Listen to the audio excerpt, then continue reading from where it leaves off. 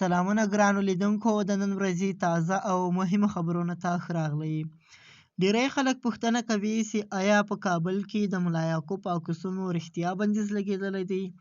او دا خبره رښتیا ده. د طالبانو د دفاع وزیر ملا یعقوب مجاهد د اکسونو په اړه په کابل او د افغانستان په نورو برخو کې ځینې بندیزونه لګولي دي.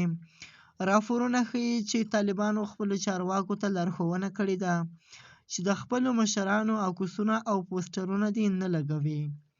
ملا یعقوب مجاهد په ځانګړي ډول ویلي دي چې د هغوی په نظر دا ډول عکسونه او پوسټرونه د طالبانو د اصولو او عقایدو سره سمون نه خوري او د خلکو پام باید د مشرانو په عکسونو نه بلکې د اسلامي ارزښتونو او طالبانو د نظامي او سیاسي اهدافو په پلي کولو وي.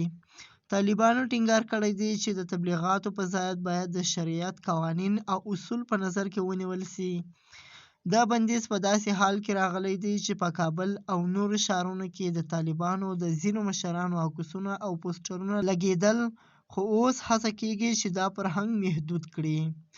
دغه خبرونه د څو ورځو راهیسې چلیږي چې په افغانستان په کابل ښار او د افغانستان په نورو سایو کې د افغانستان د دفاع وزیر ملا یعقوب په عکسونو بندیز لګېدلی دی.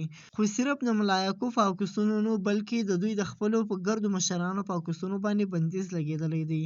طالبانو دا خبره کړې ده چې باید په تصویرونو او پوسټرونو باندې بندیز ولګېږي، د دې په ځای وطن ته نور خدمت وکړلی سي. دا و د ملا یعقوب د عکسونو په اړه باندې معلومات.